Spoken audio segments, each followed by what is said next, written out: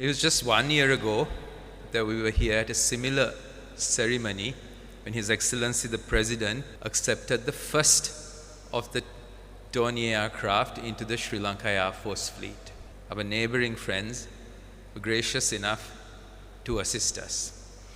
It is not only with this aircraft that we have received India's assistance. It's been a long-standing relationship, but in more recent times, when we were going through the economic crisis, India stepped up beyond the call of duty to lend us a hand.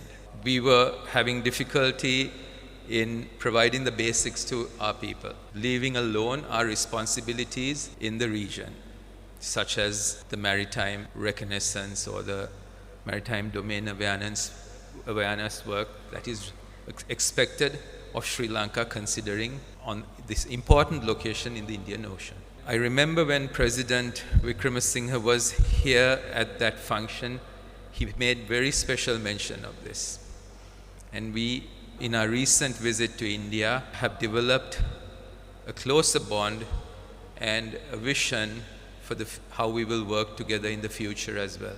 Connectivity is the key word. It's a big word, actually. It has a wide area of meaning. It can be road connectivity, it will be people-to-people connectivity, economic connectivity, logistical connectivity, security connectivity. You know, it's large sphere. And we as neighbors cannot change the fact that we are neighbors. We will have to work together to ensure the safety of each other. I have to also make mention that at difficult times, the American government and the government of Australia also stepped up in the area of maritime security to assist the Sri Lanka Air Force and the Sri Lanka Navy with much needed fuel. It sounds very primitive when I talk of fuel, but that is the time we went through. Much needed fuel, and not stopping at that, have also pledged further assistance to help us expand our fleet.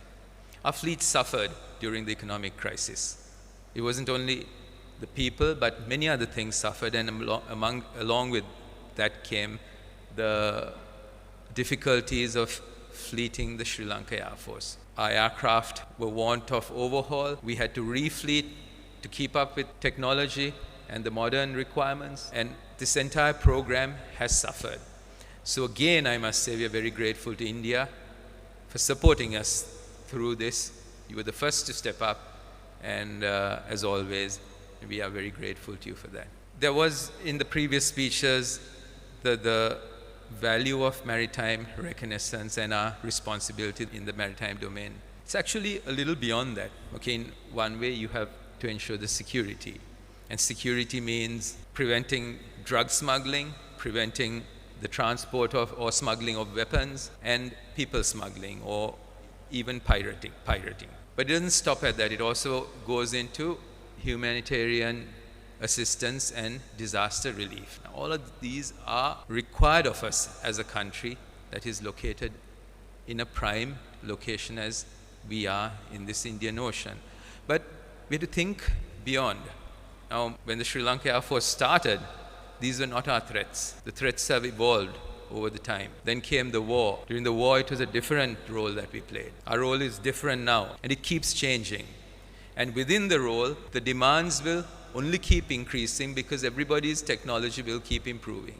So it's important that we, as a country, strategize our requirements for the future, the defense requirements of the three forces of Sri Lanka. We need to start thinking of that. We need to start thinking of how we modernize our armies, what our strategies would be, and we will be starting on that work, or we have started on that work as we speak. His Excellency the President will announce the way forward tomorrow, or on Friday when he speaks at the Naval Pass Out in Busa. But we have to think beyond that as well. We were speaking on the tarmac that deforestation is happening rapidly. Sand mining is happening. All of this takes away from the future of our country. So we need to work together to safeguard our environment. We can be in this prime location. We can have the best potential for solar energy. We can have the best potential for wind energy. We can be a strong force in the climate economy. But if our environment is going to keep deteriorating due to the bad deeds of our own people, then we need to make more steps towards stopping that.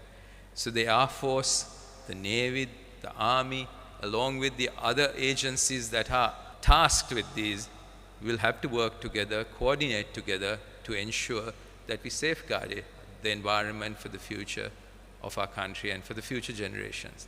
Anyway, I know His Excellency the High Commissioner has a meeting today with our Foreign Minister very shortly, so I don't want to keep speaking very much longer. Just want to say thank you again, and thank you very much to the Sri Lanka Air Force for the efforts you have taken since the war to safeguard this country.